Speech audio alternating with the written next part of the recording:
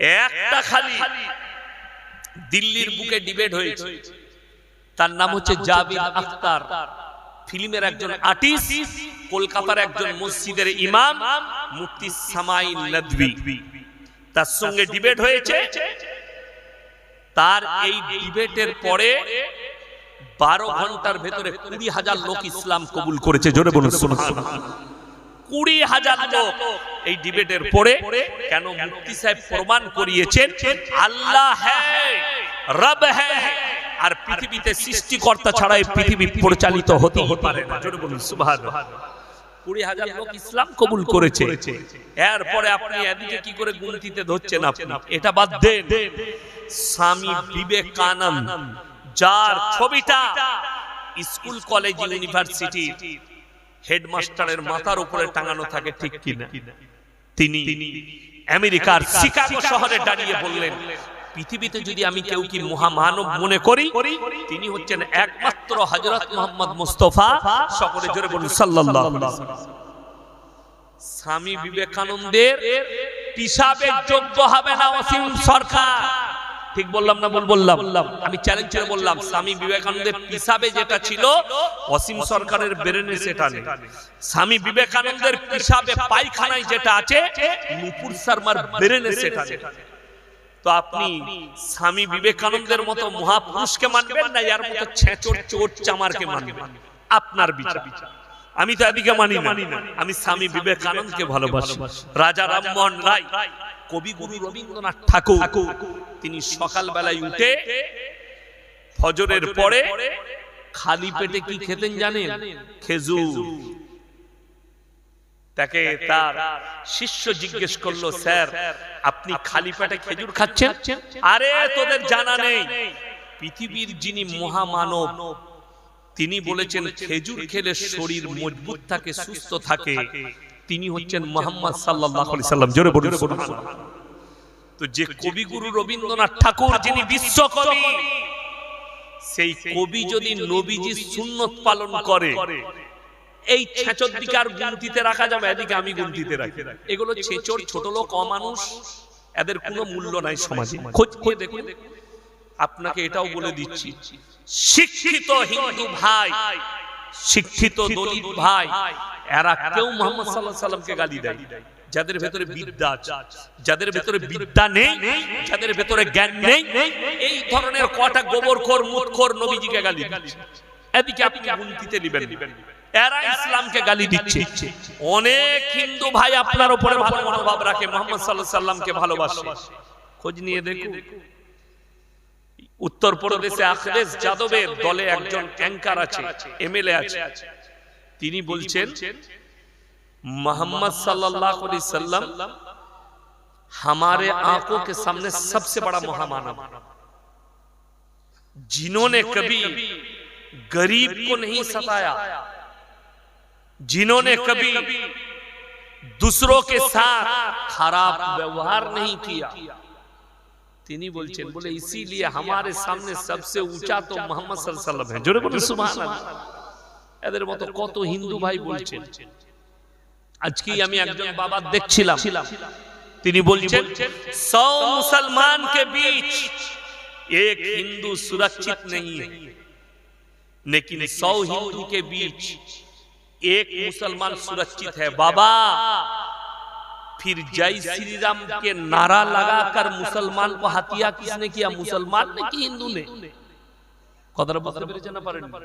ভারতে হচ্ছে না হয়নি মব লিঞ্চিং? উড়িষ্যার মাটিতে নাম জিজ্ঞেস করে যখনই মুসলিম বলছে জয় শ্রীরাম বল, আর তাকে পিটিয়ে হত্যা করা হচ্ছে। আপনাকে দেখিয়ে দেব কয়েকশো মুসলমানকে এই ভারতের মাটিতে মব লিঞ্চিং করা হয়েছে জয় শ্রীরামের নাম নিয়ে। बाबा इंतजार करो हिंदुस्तान के लोगों, मैं 1 हफ्ता के अंदर ऐसे दलील दूंगा तुम लोगों का होश उड़ जाएगा। 1 हफ्ता इंतजार करुन, আপনারা ফলো লাগবেন। আপনাদের কাছে চ্যানেলে পেয়ে যাবেন, মোবাইল খুললে পেয়ে যাবেন।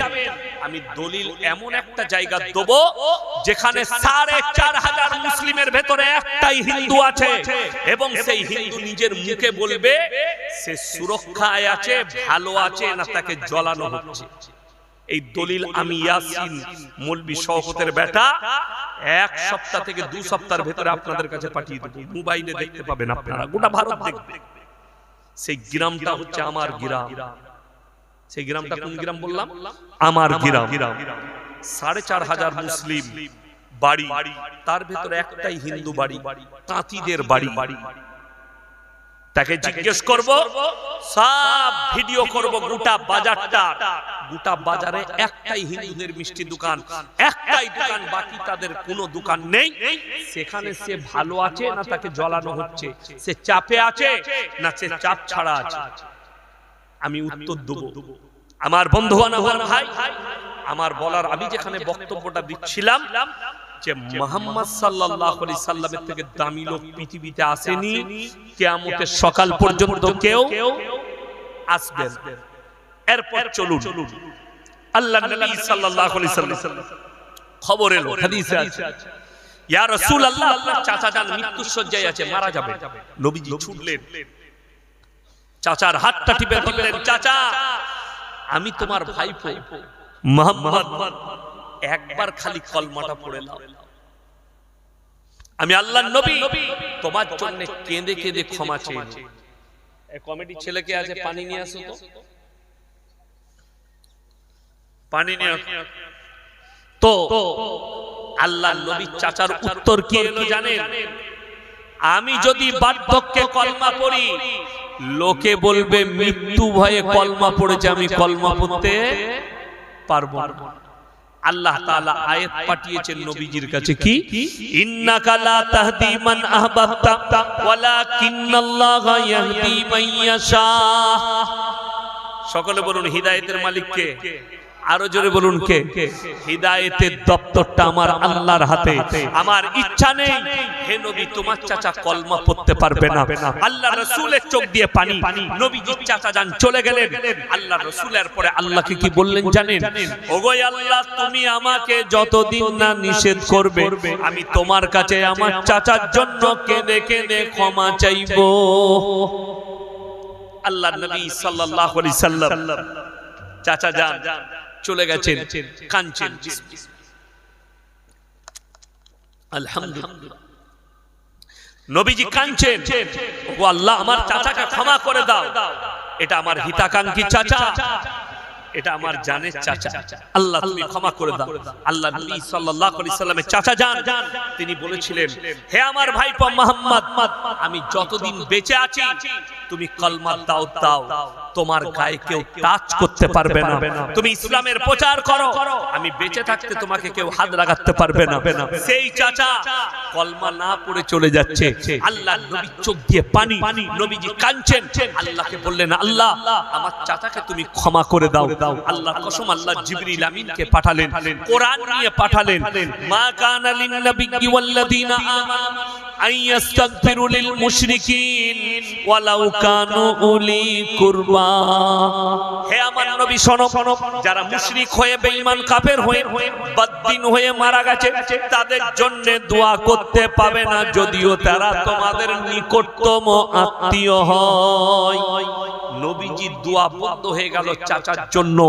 আল্লাহ নিষেধ করে দিলেন, মুশরিক হয়ে বেঈমান কাফের আর বদ্দিন হয়ে মারা গেছে নিকটবর্তী আত্মীয় হলেও দোয়া করতে পাবে না।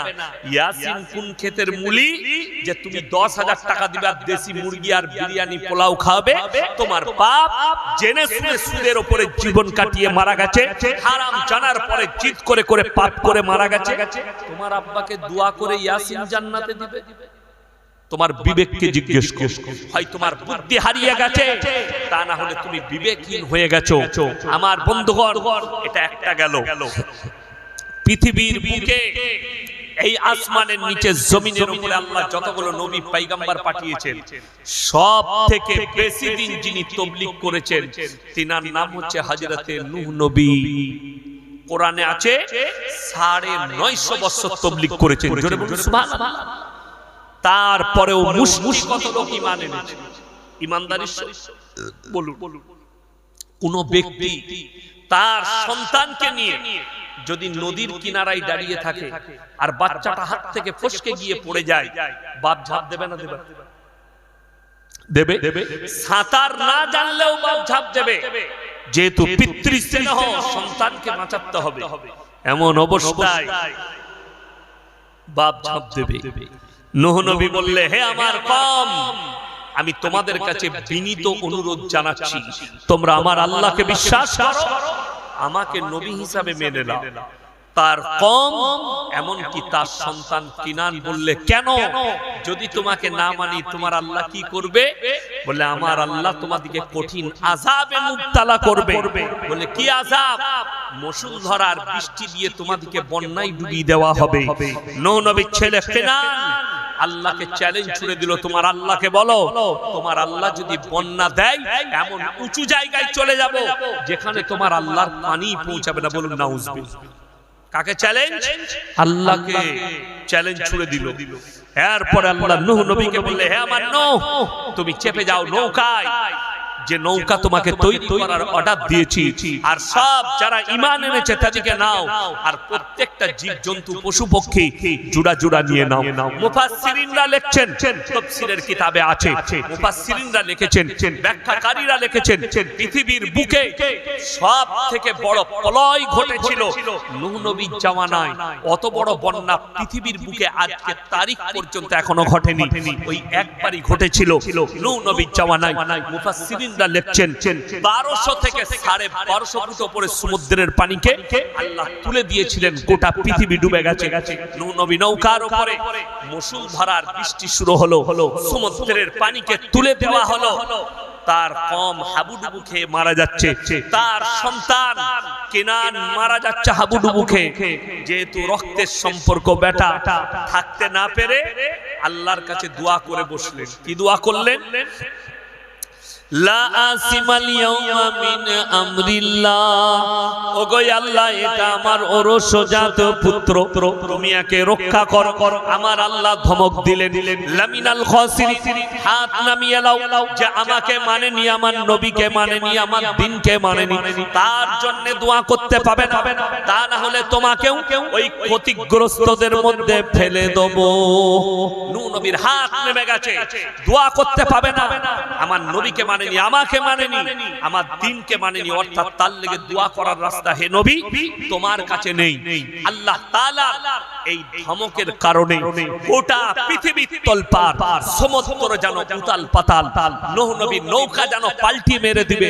নূহ নবী আল্লাহর কাছে দোয়া করে বসলেন, বিসমিল্লাহি মাজরাহা ওয়া মুরসাহা ইন্না রাব্বি লাগফুরুর রহিম। যখন এই দোয়া করেছেন, আল্লাহ পানিকে হুকুম দিলেন, হে পানি, আমার নবীর নৌকাটা হিফাজতের দায়িত্ব আমি তোমাকে দিলাম। জোরে বলুন সুবহানাল্লাহ। আমার বন্ধুগণ, নবী সন্তানের জন্য দোয়া করা আল্লাহ নিষেধ করে দিয়েছে, তোমার বেটার জন্য দোয়া করতে পাবে না। আর আপনি বলছেন মৌলবীকে হায়ার করে জান্নাতে পাঠাবো। কাকে? মাতাল গাঁজাখোরকে। দুঃখটা কখন লাগে জানেন? সকাল বেলায়, রাতের বেলায় গাড়ি নিয়ে যাচ্ছি, খবর পেলাম অমুক ব্যক্তি, অমুকের সন্তান অ্যাক্সিডেন্ট হয়ে মারা গেছে। কোথায়? বলে ডানকুনিতে।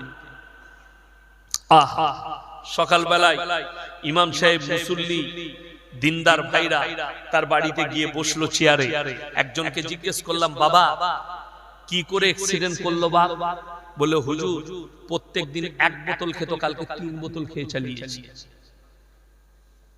আপনারা শিখিয়ে দেন তার জন্য দোয়াটা কিভাবে করব, কি দোয়া বের হবে।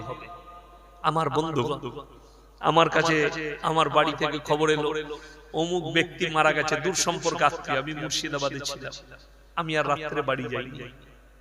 খবরটা শুনে মারা গেছে শুনে যাইনি। কেন যাইনি আপনার আশ্চর্য হচ্ছে? মারা গেছে গেলেন না, এই জন্য যাইনি, আমার ফতোয়ায় তার জানাজার নামাজ পড়া যাবে না। সে মারাত্মক দুটো অপরাধ। নাম্বার 1, বারবার শোনার পরেও প্রকাশ্যে সুদ খেত। নামাজি দাড়ি টুপিওয়ালা দিকে, আমাদের মতো মৌলবি দিকে দেখলে গালি দিত। নাম্বার 3 পাট্টা, মসজিদ থেকে 50 মিটারের মাথায় গাঁজার আসর বসাতো। 50 মিটার। আশ্চর্য ঘটনা, এই মসজিদ আর এরকম জায়গায় গাঁজার আসর বসাতো। গায়ে জোর আছে, গায়ের বল শক্তি আছে, লাঠির দলে কেউ তাকে বাধা দিতে পারতো না, সে নিজের কাজ করত। কিন্তু আল্লাহর বাধা পড়লে পৃথিবীর কেউ রুখতে পারবে? আমি বললাম আমার ফতোয়ায় তো তার জানাজাই পড়া যাবে না, যে পড়ছে সে আল্লাহর কাছে জবাব দিবে। তার ইমাম পড়াবে, ইমাম বুঝে নিবে। আর আমি বলে যাচ্ছি আল্লাহর কসম, ওই ইমাম যদি জেনে শুনে তার জানাজার নামাজ পড়ায়, ওই ইমামকেও আল্লাহ ছাড়বেন না, কিয়ামতের দিনে হিসাব দিতে হবে আল্লাহ। আপনার মতে কি জানাজা পড়া যাবে না? সে তো আমার আল্লাহকে বিশ্বাসই করেনি। সে যদি বিশ্বাস করত, মসজিদ থেকে 50 মিটারের মাথায় সে কোনোদিন গাঁজার আসর বসাতো না। মসজিদের ভেতরটা কেমন দেখেন। যদি বলেন হুজুর দলিল দেন, তোমাকে দলিল দিয়ে ঢেকে দেবো। আমাদের সমাজে আজকে 100টার মধ্যে 90টা বেনামাজি। ঠিক বললাম না ভুল বললাম? 5 ওয়াক্তের নামাজ পড়া ফরজ না ফরজ নয়? কথা বলেন ফরজ। অথচ আমি দেখিয়ে দেবো সমাজে 90টা বেনামাজি। এখানে মসজিদে জামাত আছে না নাই? বাইরে জামাত আছে না নাই? জামাতে কতজন আছেন? মোটামুটি 7-8 জন। আমি ওদের মধ্যে একজন ঢুকে গেলাম, 9 জন, 10 জন বাইরের লোক। খুব জোর হলে এসার জামাতে 30 থেকে 40টা লোক নামাজ পড়লো। আর লোক নাই তো এই গ্রামে? 40টাই লোক তো নাকি? তাহলে বলুন, এত বড় মসজিদ, ইমাম সাহেব তাও 2 কাতার পেছনে নামাজ পড়ালে পিছিয়ে, বাকি সামনে 2 কাতার পড়ে রইল, পেছনে বাইরেটা গোটাই পড়ে রইল। এইখান থেকে বোঝা যাচ্ছে 90% মুসলমান বেনামাজি। অথচ এরা আবার জান্নাতে যাবার আশা করে কি করে? জলসা করে, জুলুস করে, মিলাদ করে, মৌলবি ডেকে, পীর ডেকে, দোয়া করে, বলে আমরা জান্নাতে যাবই যাব। কোরআন শুনিয়ে দিই, হাদিসটা শুনেলেন। রাসূল সাল্লাল্লাহু আলাইহি সাল্লাম বললেন, যারা আমার মুসলমান ভাই মা বোন আছেন, যার নামাজ নেই তার মধ্যে ইসলাম নেই। এটা রাসূলের হাদিস। যার নামাজ নেই তার মধ্যে ইসলাম নেই। অনেকজন বলবেন হুজুর নামাজে কি ফায়দা? আমি বলবো না, কোরআন বলেছে, আমরা মৌলবীরা নই। কোরআন বলেছে ইন্নাস সালাতা তানহা আনিল ফাহশাই ওয়াল মুনকার।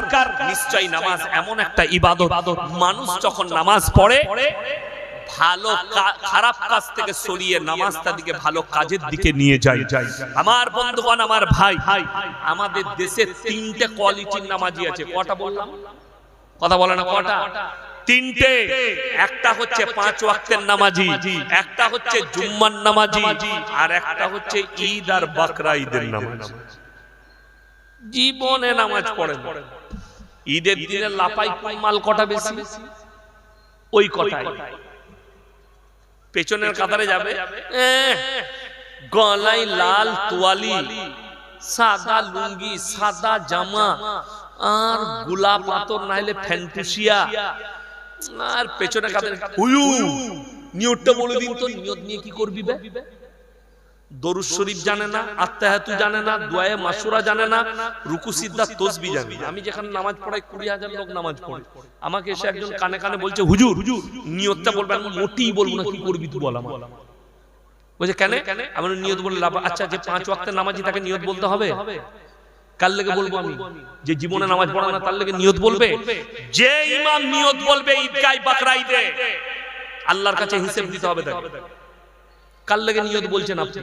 কার জন্য নিয়ত বলতে যাচ্ছেন মাইকে? যে জীবনে আসবে না, যে জোহরের পর থেকে আর নাই, আবার আগামী বছরে দেখা করবে ঈদগাহ।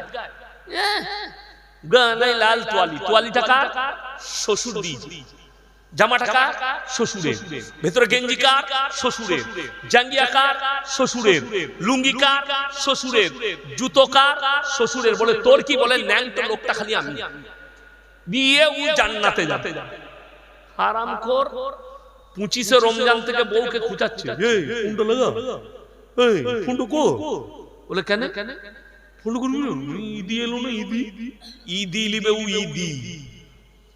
অনেকজন আবার শ্বশুর ঘর যায় ঈদের দিনে সালামি নিতে, তো সালাম বার করবে কবরে যা হারাম। সালামি নিতে জীবনে নামাজ পড়ে না, শাশুড়ি সালামি নিবে। একটা লুঙ্গি কিনার মুরাদ নেই, একটা জামা কেনার মুরাদ নেই, আর বলছে আমি মরদ, তুই হিজড়ে হিজড়ে, তোর থেকে হিজড়ে অনেক ভালো, ভিক মেঙে খায়, আর তুই শাশুড়ির কাছে মেঙে খাস। কথাটা বুঝতে পেরেছেন না পারেননি? হিজড়ে এর থেকে অনেক ভালো, রাস্তায় হাত পাতে। এই আমি কুন্টলটাই, এই আপনাদের এখানে এই ব্রিজের উপরে টোলটা, বালি ব্রিজ, তো একজন হিজড়ে এলো, গেটটা আমি 10 টাকা দিলাম, হাত পা দিলাম, আমাকে বলে আসসালামু আলাইকুম বলিছে, বলে হুজুর আপনার বয়ান শুনি। আমরা বয়ান শুনে কি হবে, নামাজ পড় কি হইল? যাই হোক, ওই হিজড়েটার অনেক মূল্য আছে তার থেকে যে শ্বশুর শাশুড়ির কাছে হাত পাতে, অনেক মূল্য বেশি তার। যদি বলেন হুজুর তাহলে কি করব, তোর যদি যোগ্যতা না থাকে মালগুলো চেচে দিয়ে একটা শাড়ি পরে খালি তালি মারগা ওখানে নিউ টাউনে বাজার, অনেক টাকা পাবি, ওটাই লাভ আছে, ওটা গুনাহ নয়, কিন্তু এটাই গুনাহ আছে, এটা হারাম। আমার বন্ধুগণ, আমার বলার উদ্দেশ্য, আর একটা দল আছে তারা তো নামাজই পড়ে না, তাদের ফুটানি চায়ের দোকানে ইমাম সাহেব গেছে, আলেমরা গেছে, বসেছে, এইরকম আলেম মানুষ বলছে ভাই তোমাকে তো অনেক দিন থেকে দেখছি তুমি মুসলিম ভাই, নামাজ পড়ো না কেন? হুজুর নামাজ পড়ে কি নামাজ না পড়তে পারি, আপনাদের থেকে আমার ঈমানটা ভালো আছে, এরকম মাল আছে না? না, সাথী ভাইরা দাওয়াত দিলে বলে নামাজ না পড়তে পারি, ঈমানটা আমার তোমার থেকে অনেক ভালো। অনেকজন দেখবেন বলে মসজিদে যেয়ে কি করব, জুম্মা দিনে নামাজ পড়তে গেলাম, মুসল্লিরা জুতো চুরি করলে হারাম কর, মুসল্লিরা চোর। বলছে মুসল্লিরা জুতো চুরি করেছে, কে বললে মুসল্লি চোর? নামাজি চোর নয়, চোর নামাজি সেজে যায়। আলেম কখনো ধর্ষক নয়, ধর্ষক আলেম সেজে যায়। মোবাইলটা খুলে খুলে দেখাবো আমি। 1 মাস আগে আমি বক্তব্য দিয়েছি, আমাদের দেশে দুর্নীতি চলছে ইসলামের নাম নিয়ে, কিছু দাড়ি টুপিওয়ালা লোক দুর্নীতি করছে, আর লোকরা মনে করছে এই মৌলবীরা করছে এই কাজটা, কিন্তু আমাদের সমাজের লোক তো মৌলবী চিনে না, টুপি আছে, দাড়ি আছে, লম্বা জামা আছে বলে এটা হুজুর। কে বললো তোকে এটা হুজুর? আপনাদের এখানে যারা ঘরে ঘরে গায়ে ধুয়ে বেড়ায় ওদিকে কি বলে? গয়লা। ভোরের বেলায় একটা গয়লা গায়ে ধোয়াতে গেছে একজনের বাড়িতে, একটু অন্ধকার পাড়া আছে, এখন শীতকালে দেখবেন 5টার সময় অন্ধকার থাকে, 5:30টায়, তো সে গেছে অন্ধকারে, সে গায়ে মনে করে এড়ে গরুটাকে ধোয়াতে গেছে, মেরেছে লাত, তখন দেখছে এটা এড়ে গরু। কেন? মুখটা গায়ের মতন, মালটা কিন্তু এড়ে। এই মৌলবি গোছের অনেক মাল বেরিয়ে গেছে। কি বয়ান করেছি আমি, আপনারাও দেখতে পাবেন। মারুতি ভ্যান কিনেছে, 2টো মাইক টাঙিয়ে দিয়েছে, দিয়ে মাদ্রাসা মসজিদের নাম করে আদায় করে বেড়াচ্ছে, রাস্তা ঘাটে বাজারে। বাবাজিরা মাদ্রাসা থেকে এসেছি, বাবা 10 টাকা দাও, 5 টাকা যা পারবে দাও। এখানে যারা শিক্ষিত লোক বসে আছেন, ব্যবসায়ী বসে আছেন, তারা শুনবেন ভালো করে। আপনি কলকাতায় মার্কেটিং করেন, আপনি নিউ টাউনে বাজারে ব্যবসা আছে আপনার, অনেক হিন্দু মুসলিম সবারই সঙ্গে আপনার উঠা বসা আছে। একজন অমুসলিম ভাই আপনাকে বলবে তোদের মৌলবীরা ভিক্ষা করে খায়, আপনাকে ভালো লাগবে তো? কেন আমি বক্তব্যটা দিয়েছি জানেন? আমি ত্রিপুরা থেকে এসে নামলাম, ফ্লাইট আমার লেট ছিল, আমি ড্রাইভারকে মানা করলাম আসার দরকার নেই, আমি ভলভো ধরে বাড়ি যাব। করুণাময়ী গেলাম, করুণাময়ীতে বাসে চাপলাম, ভলভোতে শ্যামলী, আমার পাশের যে সিটটা ওই পানাগড় হবে আমার বাড়ি থেকে একটু দূরে, পানাগড়, পানাগড়ের একজন হিন্দু ভাই বসে, সে আমাকে দেখি এরকম করে তাকাচ্ছে, আপনি ইয়াসিন হুজুর না? আমার সঙ্গে হাত মিলালো, বলে আমি কিন্তু হিন্দুদের ছেলে, আপনার অনেক ভক্ত। সে দেখালো, এই দেখেন আমি ট্রেনে আসছিলাম, শিয়ালদাতে নামলাম, আপনারই বক্তব্য শুনছিলাম, আমার মোবাইলটা খুললে আপনার বক্তব্য বেরোবে, আমি দিনরাত আপনার বক্তব্য শুনি। বলে স্যার একটা প্রশ্ন করব? আপনি করুন, অসুবিধা নেই, আপনি বলুন। বলছে কিন্তু খুব খারাপ কথা, আপনার গায়ে লেগে যাবে নাকি, আমার ভয় লাগছে। বলো না না, তুমি আমার বাড়ির কাছে লোক, কোনো অসুবিধা নেই। বলছে হুজুর আপনাদের সব ভালো লাগে, এই মারুতিতে মাইক টেঙ্গে আপনারা ভিক্ষা করে বেড়ান, আমার খুব গায়ে লাগে, খুব গায়ে লাগে। আমি তো জীবনে করি না, আমার মাদ্রাসা থেকে তো এই কাজ হয় না, আমার মাদ্রাসার মৌলী সাহেব তো এটা করে না। বলে হ্যাঁ হ্যাঁ করে। আমি জানি আমি বললাম আপনি মৌলবি চিনতে ভুল করেছেন, তারা হচ্ছে গাই মুখ হেলে। তাকে বুঝালাম একটা ঘোষ রাতের বেলায় গাই দোয়াতে ঢুকে, গাই মনে করে ইঁড়ে গরু দোয়াতে গেছে, সে মনে করেছে এটা গাই, তার মুখটা গায়ের মতন কিন্তু ওটা ইঁড়ে গরু। আপনি যেদিকে মৌলবি ভাবছেন, দাঁড়িয়ে আছে, টুপি আছে, লম্বা জামা, সব কটা মৌলবি নয়। মৌলবি হওয়ার জন্য শর্ত হচ্ছে মাদ্রাসায় পড়া, তার ডিগ্রি হাসিল করা। আর যারা মৌলবি হবে তারা এইভাবে চুরি করে ভিক্ষা করে খাবে। এই বক্তব্য ভাইরাল হয়েছে, ছুটছে, এখনো ছুটছে ফেসবুকে। এক হারামখোর বীরভূম থেকে এক মাদ্রাসা, কোন মাদ্রাসা তুমি? অমুক। মা বোন তুলে গাল দিচ্ছে আমাকে। কেন? তার ব্যবসা নষ্ট হয়েছে। আর আমার কাছে দলিল আছে, প্রমাণ আছে চুরি করার। আমার বর্তমানে ধরা পড়েছে 7খানা মারুতি ভ্যান আর 7টা লোককে ভাড়া করেছে। যে গ্রামে মাদ্রাসা নাই সেই গ্রামের নামেও বিল ছাপানো আছে। আর আদায় করে বেড়াচ্ছে পশ্চিম বাংলার মাটিতে মাইক বাজিয়ে। সে হারামখোর 20 বিঘে জমি আর 3তলা বিল্ডিং করে ফেলেছে। আমার বন্ধুগণ, আমার ভাই, আপনাদেরকে অনুরোধ করে বলছি, টাকা দিবেন, মাদ্রাসায় দেন, অসুবিধা নেই। মারুতি নিয়ে যে আদায় করতে আসছে, আমি আদায় মাদ্রাসায় দিতে মানা করিনি, মসজিদে দিতে মানা করিনি। এগুলো তো আমাদেরই সংস্থা, আপনার আমার দানের টাকায় চলে। তাকে বলবেন মসজিদে জুম্মায় এলান করো, জোহরে এলান করো, আসরে এলান করো। খালি মুসলমান কম জানবে যে একটা মাদ্রাসা থেকে এসেছে। আপনাকে যে যতটা পারবে দিবে, যার যতটা অকাত দিবে। বড় কষ্ট লাগে, দুঃখ লাগে, এগুলো লজ্জাও লাগে, আপনাদেরকেও লজ্জা লাগবে শুনলে যে একটা হিন্দু ভাই আপনাকে বলবে তোদের মৌলবীরা ভিক্ষা করে খায়, তোদের দাড়িওয়ালারা ভিক্ষা করে খায়। বাস্তবেই তারা চুরি করছে, বাস্তবেই তারা অবৈধ কাজ করছে। না, আপনি মসজিদে এলান করুন, আপনি গ্রামে একটা মুসলিম ভাইকে বলুন, গ্রামে মসজিদের যিনি সেক্রেটারি আছে, ভাই অমুক মাদ্রাসা থেকে এসেছে, আমার মাদ্রাসার চাল নেই, আপনি আপনার গ্রামের 2-4 জন ভালো দাদাকে বলে দেন, এক ব্যাগ করে চাল দিবে। দিবে না? এতগুলো মাদ্রাসা চলছে ভারতে, লাখ লাখ মাদ্রাসা চলছে। এই মাদ্রাসাগুলো সরকারের টাকায় নয়, আপনাদের দান খয়রাতের টাকায় মাদ্রাসাগুলো চলছে। এত বড় বড় মাদ্রাসা চলছে, তারপরেও মুসলমান টাকা দেয় না যে রাস্তায় তোমাকে মাইক টাঙিয়ে ভিক্ষা করতে হবে। আমার গ্রামে আদায় করতে এসে হারামখোর দাস পাড়ায় ঢুকে গেছে, 35 ঘর দাস আছে, তাদের বাড়িতে গিয়ে হাত পাচ্ছে। তারা তো দিবে না তা নয়, এসছে দিয়ে দাও। কিন্তু যখন আমার বন্ধু বলবে দাসপাড়ার অমুক দাস, সুনীল দাস আমার ক্লাস ফ্রেন্ড, সে যখন বলবে ইয়াসিন ভাই তোমাদের মৌলবীরা কেন ভিক্ষা করে, তো আমাকে কতটা ভালো লাগবে, কতটা সুন্দর লাগবে। এইটা বলার কারণে, এই হক বলার কারণে ফোন করে গাল দিচ্ছি, হক বলার কারণে। আমার বন্ধুগণ, আমি যেটা বলতে আপনাদেরকে চাইছিলাম যে নামাজ কেউ যদি ফরজ করে দেয়, কাজা করে দেয়, ছেড়ে দেয়, আপনাকে সমাজে চোখে হাত দিয়ে বলে দিচ্ছি, মানুষ মারা গেলে জানাজার নামাজ হয় না? জোহরের পরে, আসরের পরে, আপনাকে দেখিয়ে দেবো প্রত্যেকটা গ্রামে, প্রত্যেকটা জায়গার হাল। শুধু আপনার গ্রামে নয়, আপনার গ্রামের কথা বলিনি, পশ্চিম বাংলার প্রত্যেকটা গ্রামের কথা বলছি, প্রত্যেকটা জায়গার কথা বলছি। জোহরের নামাজের পরে জানাজা হবে, 5 ওয়াক্তের নামাজিরা মসজিদে নামাজ পড়ছে, আর কিছু লোক আছে উজু করে দাঁড়িয়ে আছে, সে খালি জানাজার নামাজটা পড়বে। ঠিক বললাম না? বললাম। আমার পাশে আলেম বসে আছে, সাক্ষী, শুনেলেন। জানাজার নামাজ যদি কেউ ছেড়ে দেয়, হুজুর গুনাহ আছে? কোন রকমের গুনাহ নাই।